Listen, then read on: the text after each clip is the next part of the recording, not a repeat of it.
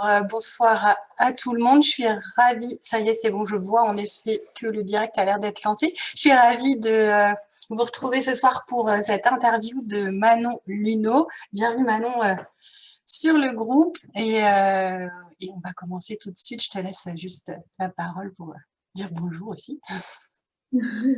Merci beaucoup Magali, je suis ravie d'être parmi vous et puis merci pour ton invitation. Je suis contente d'être là.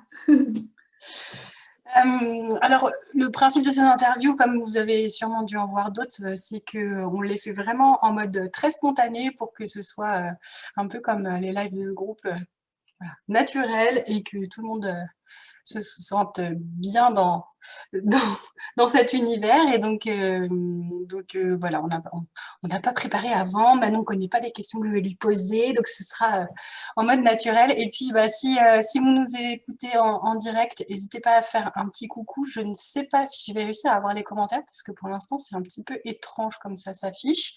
En tout cas, je vais surveiller. Et donc, si vous avez des questions à poser à Manon, des choses qui vous font réagir, allez-y. Surtout, c'est fait pour ça.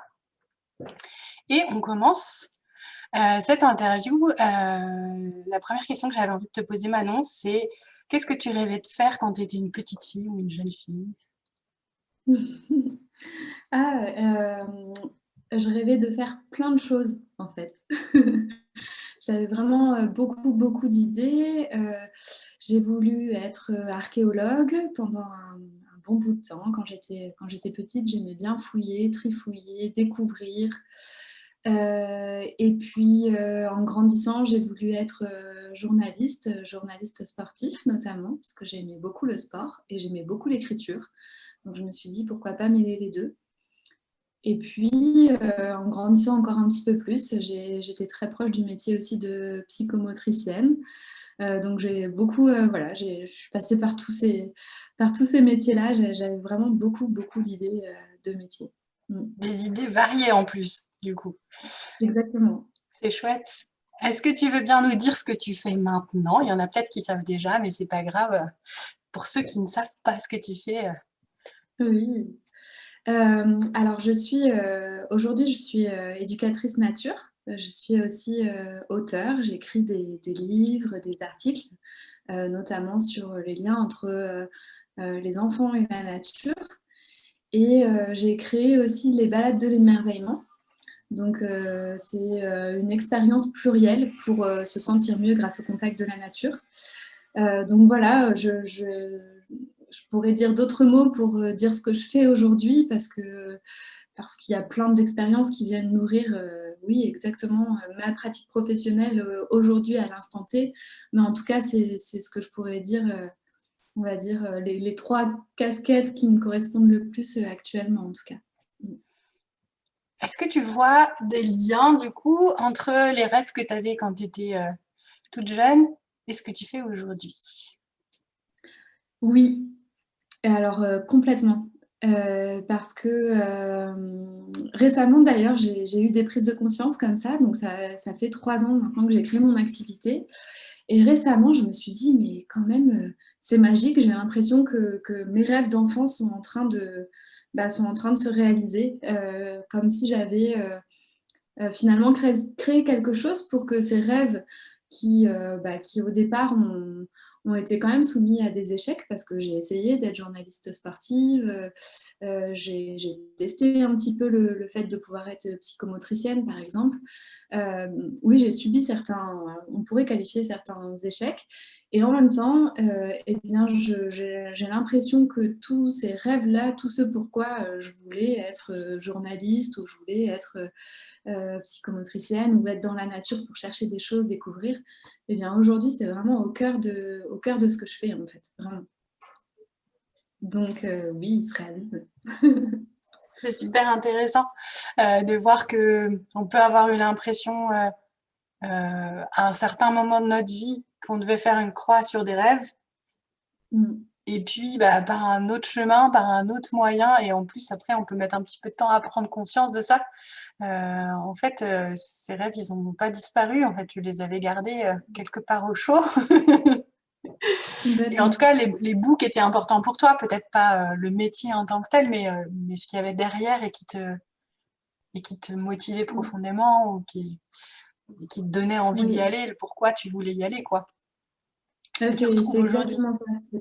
Ouais, tout à fait. C'est pas tant dans la technicité du métier en tant que tel, mais c'est plutôt sur les valeurs profondes qui étaient liées à chacun de ces métiers-là que je retrouve de manière transversale dans ce que je fais aujourd'hui, en fait. Ouais. Alors après, j'ai une question qui est spéciale pour toi parce que du coup, en préparant, je me suis dit comment je pourrais bien poser la question à Manon des différentes étapes de son parcours. Et je me suis dit, je vais te demander d'associer chacune des grandes étapes. Alors après, tu vois comme tu veux les étapes, hein, ça peut très bien être tes études, un premier métier, une difficulté, enfin peu importe. Euh, Est-ce que tu veux bien essayer d'associer ces étapes importantes pour toi à un paysage à chaque fois? Mmh. Waouh, super. Euh, oui, alors effectivement, si je pars de l'enfance, parce que pour moi, il y a beaucoup de choses qui se sont jouées dans l'enfance. Si je suis ici aujourd'hui, c'est parce que j'ai grandi en pleine nature, c'est parce que j'étais entourée de parents amoureux de la nature qui m'ont toujours soutenue dans ma capacité à reconnaître la beauté, à exprimer ma sensibilité, entre autres. Et donc, ce paysage de l'enfance, pour moi, c'est un paysage pluriel, parce que j'ai eu la chance de grandir en pleine nature, mais j'ai aussi eu la chance de m'ouvrir à d'autres paysages comme la montagne. J'ai grandi en plaine berrichonne, mais mes parents m'ont quand même permis de voyager, de découvrir la montagne, de découvrir l'océan. Et c'est cette ouverture-là qui donnerait naissance à un paysage vraiment cosmopolite, en fait. Vraiment, ouais, où je prendrais un bout de sommet d'une montagne magique et un bout de vague de l'océan qui me nourrit, donc un paysage vraiment multiforme. Et puis, en grandissant, ce lien à la nature, je l'ai peut-être un petit peu perdu. Je me suis orientée vers les métiers de l'art et de la culture, de la médiation artistique et culturelle. Et vraiment, je pense que ce qui me motivait, c'était de mettre des pépites dans les yeux des gens, des spectateurs, notamment ceux qui étaient isolés de l'offre culturelle parce qu'ils vivaient justement en territoire reculé, territoire rural, entre autres. Et, euh, et là, du coup, parce que j'y ai longtemps vécu et c'est là où j'ai exercé mon métier de chargée de développement culturel, de directrice d'une association culturelle, j'habitais dans un paysage de montagne vraiment isolé, dans les Alpes de Haute-Provence, dans un endroit très sauvage, un endroit qui me nourrit encore énormément aujourd'hui, dans le parc national du Mercantour. Donc j'ai ces belles montagnes-là. Et puis après, j'ai décidé de me reconvertir pour me rapprocher de la nature et exercer mon métier en pleine nature. Et là, ça a été un parcours assez chaotique, notamment parce que je me suis blessée physiquement, que la reconversion professionnelle a été un peu plus difficile que ce que j'imaginais, plus longue, qu'il y a beaucoup de choses qui sont arrivées dans ma vie à ce moment-là, des périodes assez difficiles à traverser. Et du coup, cette période-là, si tu lui associais un paysage, c'est pas forcément là où tu vivais, hein, mais tu vois, même Ouais. symboliquement, tu mettrais quoi comme paysage? Ah bah là, j'associerais ouais, une grosse mer tourmentée, quoi, avec vraiment beaucoup, beaucoup de vagues qui te font perdre tous tes repères, quoi. Voilà, la tête sous l'eau, sur l'eau, voilà, qui est vraiment une mer déchaînée, en fait. J'ai vraiment vécu ça. Et puis après, tout est venu un petit peu s'aligner juste avant que je crée mon entreprise. Et là, ce qui me vient comme paysage, ça serait celui d'un lac assez paisible, tu vois, un lac vraiment ouais, avec une surface assez lisse, tu vois. C'est ça qui me vient et aujourd'hui, je pense qu'il continue à m'accompagner, ce paysage-là. Ouais. Cool, merci, tu nous as fait voyager, Ah, c'est trop bien. c'est une super question, j'adore.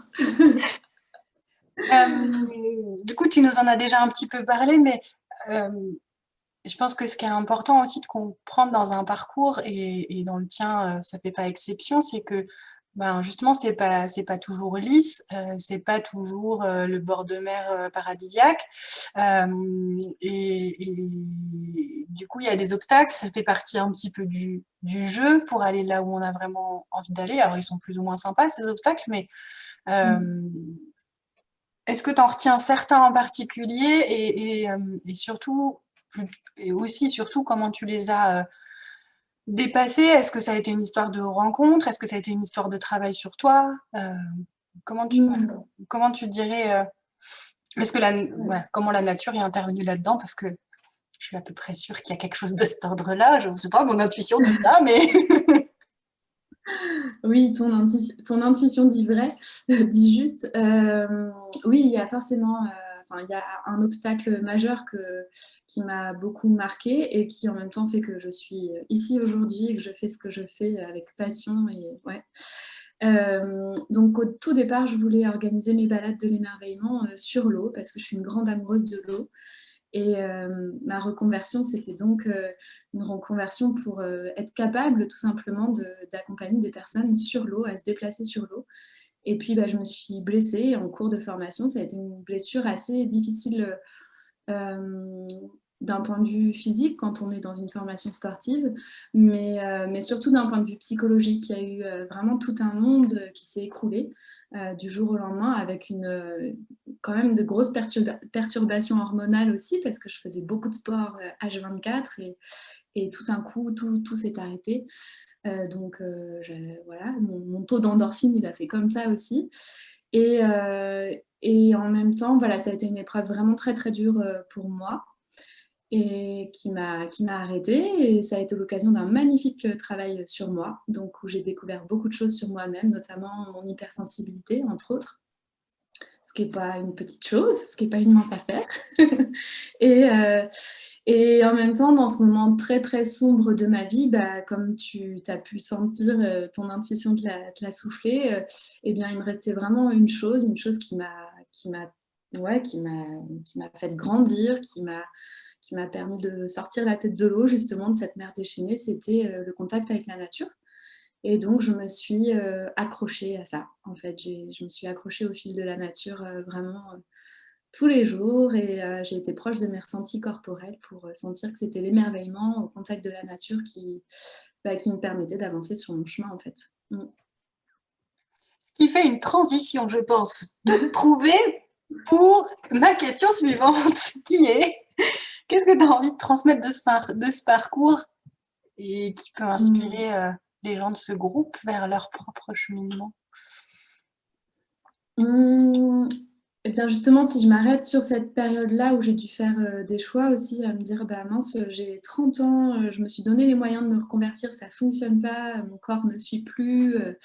Euh, Ça a été vraiment difficile et je me suis dit, bon, comment je fonctionne? Est-ce que j'écoute ma raison? Est-ce que je fais des cases, des tableaux, des plus, des moins? Est-ce que j'écoute mon cœur, mon intuition? Et je pense que le contact avec la nature m'a donné l'autorisation d'écouter mon cœur, en fait, d'écouter mon intuition plutôt que ma raison. Alors, je dis pas que le fonctionnement rationnel n'est pas bénéfique. Je ne suis pas en train de dire ça, mais en tout cas, moi, c'est vraiment le fait d'avoir écouté ce qui vibrait en moi, ce qui me rendait vivante. C'est ça qui m'a donné une direction et qui m'a dit vas-y, vas-y, fonce, écoute ce qui se passe à l'intérieur de toi corporellement et continue à alimenter cette toute petite, à ce moment-là, toute petite étincelle, quoi. Voilà. Et puis, enfin, ça te paraît peut-être pas évident là, mais moi, du coup, qui sais ce que tu fais avec dans ton activité, moi, ça me paraît important que tu puisses le dire aussi. Euh, c'est aussi ce parcours qui te permet aujourd'hui, du coup, de transmettre Mm. à d'autres personnes que via le contact avec la nature, on peut faire des choses auxquelles on n'arrive pas de la même façon, en tout cas quand on n'utilise justement que notre cerveau. Moi, j'ai mes outils à moi, mais j'expérimente aussi le lien avec la nature comme je peux, mais pas forcément aussi, Mm. aussi bien que ce que tu fais toi. En tout cas, enfin, ça fait quand même un petit moment que dans ton activité, tu transmets cette notion-là. Est-ce que tu as envie de nous Mm. parler de ça aussi, du coup? Oui, alors déjà, cette notion de transmission, c'est quelque chose, je pense, qui me caractérise. J'adore transmettre, j'ai toujours aimé transmettre. Et là, aujourd'hui, encore plus que jamais, parce que je transmets donc la pratique des balades de l'émerveillement à toutes les personnes qui accompagnent d'autres personnes à se sentir mieux, à s'épanouir. Et donc, ça peut être des thérapeutes, des praticiens, des éducateurs, des psychologues, c'est très, très large. En fait, ce besoin de transmettre, c'était une évidence, comme si les balades de l'émerveillement, je ne pouvais pas les garder que pour moi, en fait.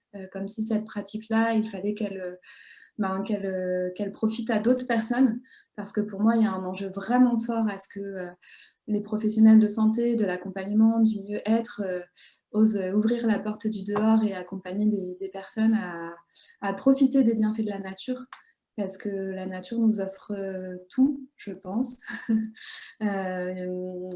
presque tout. Après, on a nos qualités aussi d'accompagnants, d'accompagnantes derrière pour faciliter le reste. Et voilà, donc cette notion de transmission, pour moi, aujourd'hui, c'est une évidence dans laquelle je m'épanouis complètement personnellement. Et les retours, effectivement, des stagiaires que j'ai formés sont formidables. Et au-delà de ces retours-là, c'est de savoir que derrière, il y a des enfants, il y a des adultes, il y a plein de personnes qui, finalement, ont compris, ont senti, surtout, ont vécu le fait qu'aller dehors, ça pouvait justement résoudre des problématiques de vie, trouver des solutions, améliorer la créativité, se ressourcer, s'apaiser. Ouais, vraiment. Donc voilà, je suis pleine de gratitude envers ça, en fait. Moi, j'adore cet aspect de ton métier parce que c'est quelque chose que je ressens très fort et puis dont d'ailleurs j'ai déjà parlé dans ce groupe, dont je parle beaucoup dans mes séances.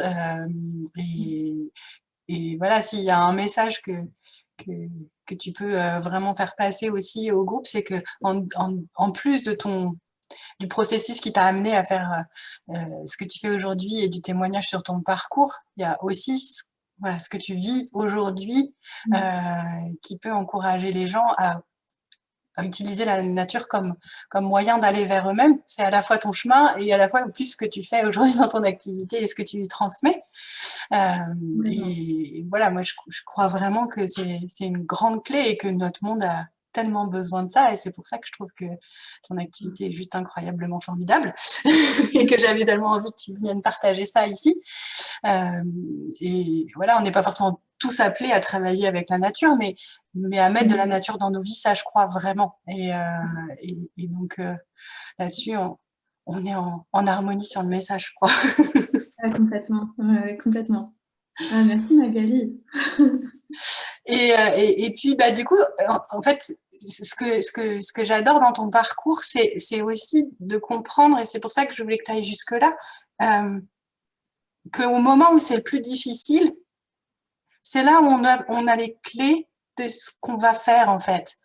C'est à ce moment-là qu'il va se passer le truc le plus important qu'on doit retenir pour la suite des événements. On le sait pas à ce moment-là, c'est hyper difficile et c'est pas rigolo, mais c'est souvent comme ça que ça se joue, en fait. C'est au moment où on a l'impression, alors pour certes, toi c'était une mer, mais d'autres ils vont te parler d'une traversée du désert ou ce genre de choses, parce que c'est comme ça qu'ils vont le ressentir.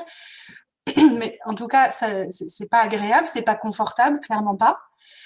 Sauf que c'est là que ça se joue et le lien, toi, il est tellement visible en fait dans ton parcours à toi que du coup, voilà, ça c'est un super beau témoignage du fait qu'il ne faut pas désespérer au moment où on trouve ça dur parce que c'est le moment où ça se joue, quoi. Oui, complètement. Et puis oui, vraiment, merci beaucoup de m'avoir invitée parce que je pense que j'aurais eu besoin d'entendre un témoignage comme celui-ci au moment où j'étais dans cette mer déchaînée parce que je pense que c'est difficile d'entendre ça et en même temps ça peut faire son chemin et moi c'est vraiment dans ce moment-là qu'effectivement j'ai senti ce qui m'appelait vraiment et oui, vraiment, je pense que il y a quelque chose de l'ordre un petit peu de la pureté, quoi. On enlève un petit peu tout ce qui vient nous parasiter, on enlève des couches aussi, des choses, des héritages, des choses comme ça. Et du coup, qu'est-ce qui reste? Bah, il reste ce qui nous anime, en fait, ce qui nous anime, ce qui nous fait vibrer, ce qui nous maintient en vie. Et voilà, donc allons vers ça, quoi. Ouf, tu me donnes des frissons. Merci mille fois pour ce témoignage. Je crois que je n'ai pas réussi à voir de commentaires. J'ai essayé plusieurs fois. Il y en a peut-être, mais en fait, je ne peux pas les voir, je crois. Donc voilà, c'était techniquement, ça s'est diffusé comme il faut, mais par contre, je n'ai pas accès s'il y a des commentaires. Peut-être il y en avait pas, mais en tout cas, je ne les ai pas vus s'il y en a eu. Donc désolée si vous avez eu des questions. N'hésitez pas à les mettre quand même en dessous de la vidéo et voilà, je suis sûre que Manon y répondra Oui, tout s'il y à en a. fait. Avec plaisir. Et merci encore vraiment pour ce beau moment que tu offres, que tu nous offres et aussi pour ton rayonnement parce que tu es une femme rayonnante et du coup c'est bien. Merci Magali, si on continue, je vais pleurer devant vous, pourquoi pas. Ok, alors on va s'arrêter maintenant. Merci beaucoup pour cette belle invitation, c'est vraiment ouais, très riche ces partages d'expériences. Et puis à bientôt pour soit un live, soit une autre interview. Je ne sais pas encore quel sera mon prochain rendez-vous avec vous, mais à bientôt dans tous les cas. Bonne soirée. Bonne soirée.